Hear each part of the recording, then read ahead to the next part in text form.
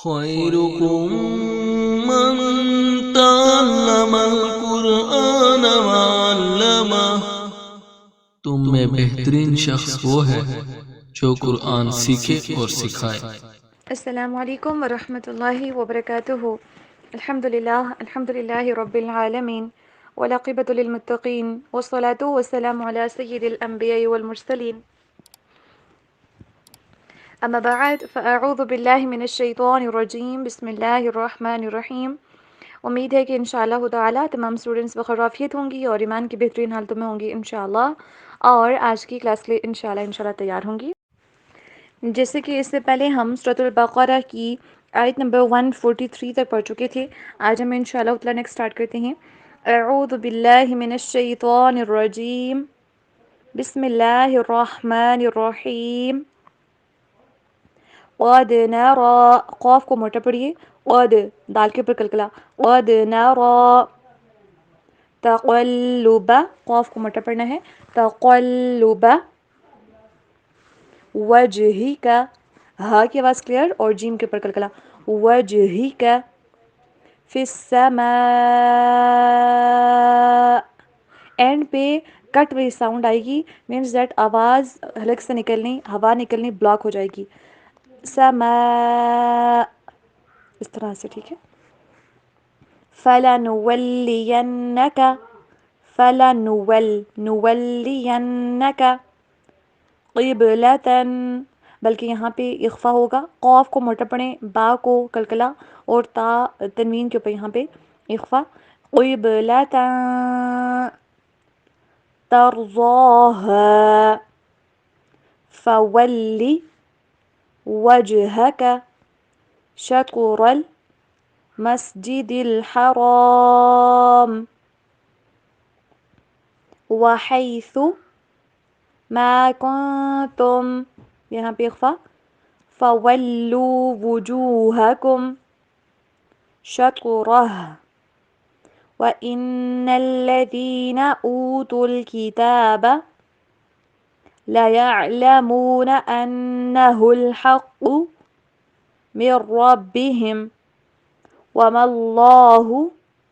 بِغَافِلٍ، غین کو موٹا کر کے پڑھیے گا، بِغَافِلٍ عَمَّا يَعْمَلُونَ۔ اب ہم ساتھ ساتھ میں دیکھیں گے انشاءاللہ تعالی ٹرانسلیشن۔ قد تحقیق، نرا ہم دیکھ رہے ہیں، تقلبہ بار بار پھرنا، وجہی کا آپ کے چہرے کا، فی السماء آسمان میں، فَلَنُوَلِّيَنَّكَ پھر یقیناً ہم ضرور پھیر دیں گے تجھے، قبلةً اس قبلے کی طرف، ترضاها جسے تو پسند کرتا ہے، فولی پھر پھیر لیجئے، وجہی کا اپنا چہرہ، شطر المسجد الحرام مسجد حرام کی طرف، وحیث اور جہاں کہیں، ما کنتم تم ہو، فولو پھر تم پھیر لو، وجوہکم اپنے چہرے، شطرہ اسی کی طرف، وَإِنَّ الَّذِينَ اور بے شک وہ لوگ، اوتوا الکتابہ جو کتاب دیے گئے، لَيَعْلَمُونَ یقیناً وہ جانتے ہیں، أَنَّهُ الْحَقُّ بے شک یہ حق ہے، من ربہم ان کی طرف سے، ان کے رب کی طرف سے، وَمَا اللَّهُ اور نہیں ہے اللہ تعالی، بِغَافِلٍ بے خبر، عَمَّا اس سے جو، يَعْمَلُونَ وہ کرتے ہیں۔ جیسے کہ اس سے پہلے ہم پڑھ چکے ہیں کہ نبی اکرم صلی اللہ علیہ وآلہ وسلم جب مدینہ میں آئے تو 16 یا پھر 17 مہینے بیت المقدس کی طرف مڑ کے نماز پڑھ رہے تھے، لیکن نبی اکرم صلی اللہ علیہ وسلم کی خواہش یہ تھی نا کہ مسلمانوں کا قبلہ خانہ کعبہ ہونا چاہیے، تو اس امید سے کہ اللہ تعالیٰ کی طرف سے حکم آ جائے، وحی آ جائے، نبی اکرم صلی اللہ علیہ وسلم نا قبلے کی تبدیلی کا حکم آنے کا ویٹ کرتے تھے، تو اس سچویشن میں وہ بار بار اپنا چہرہ مبارک آسمانوں کی طرف اٹھاتے تھے اور وحی کا انتظار کیا کرتے تھے کہ ہو سکتا ہے کہ ابھی قبلہ چینج ہو جائے۔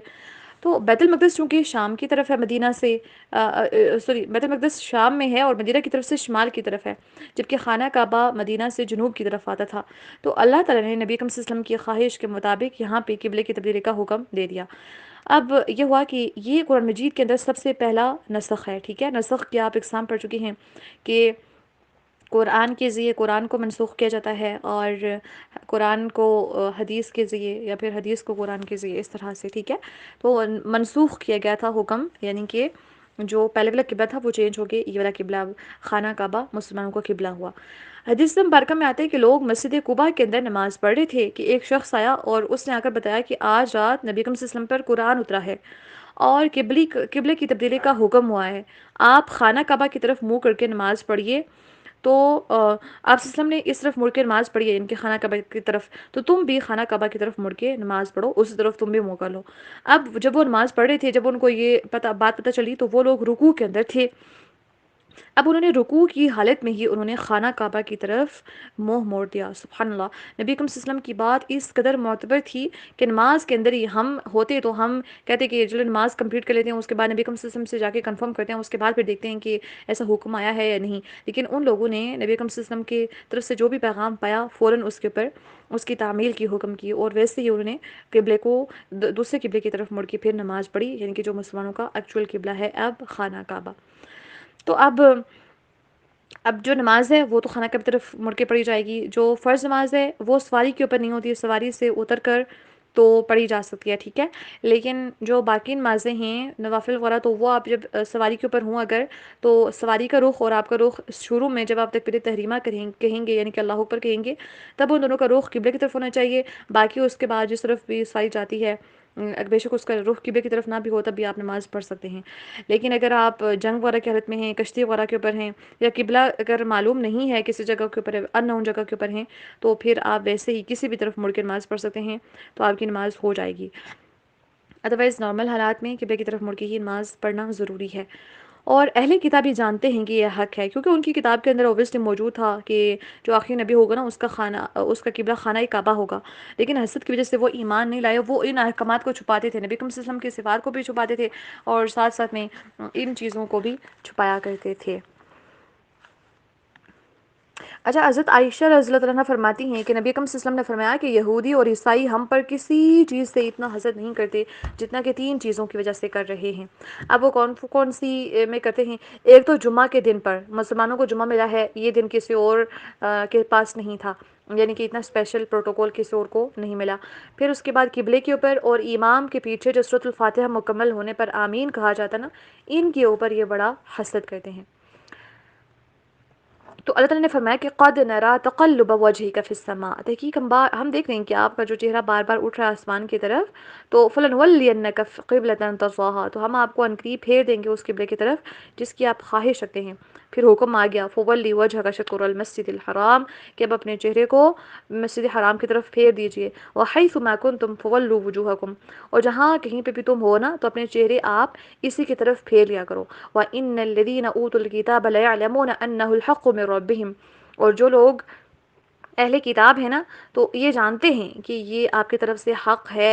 اپنے رب کی طرف سے حق ہے، لیکن کیا ہے کہ وہ اس کے اوپر ایمان نہیں لاتے، وہ اس کو چھپاتے ہیں حسد اور بغض کی وجہ سے۔ وَمَا اللَّهُ بِغَافِلٍ عَمَّا يَعْمَلُونَ، لیکن اللہ تعالیٰ غافل نہیں ہے ان کاموں سے تمام کے تمام جو تم کر رہے ہو۔ تو جہاں کہیں پہ بھی ہو تو تم نے قبلے کی طرف مڑ کے نماز پڑھنی ہے، یہ بیسیکلی حکم تھا، یہاں پہ قبلہ چینج کرنے کا حکم دیا گیا۔ اللہ سے دعا ہے کہ اللہ سبحانہ وتعالی ہم سب کو ان احکامات کے اوپر عمل کرنے کی توفیق عطا فرمائیں، جس سے ہی حکم آئے تو ہم اس حکم کی تعمیل کریں، جس سے ہی ہم تک بات پہنچے، ہمیں سمجھ آئے تو ہم اس بات کے اوپر عمل کر سکیں۔ اللہ تعالیٰ اس قرآن کو ہمارے باعث سے حجت بنائیں، ہمارے کبیرہ اور صغیرہ تمام گناہوں کو معاف فرما دیں، اور اس قرآن کے پڑھنے کو ہمارے والدین کے بھی صدقہ جاریہ بنا دے۔ آمین ثم آمین۔ سبحانک اللہم و بحمدک، اشہد ان لا الہ الا انت، استغفرک و اتوب الیک۔ السلام علیکم ورحمۃ اللہ وبرکاتہ۔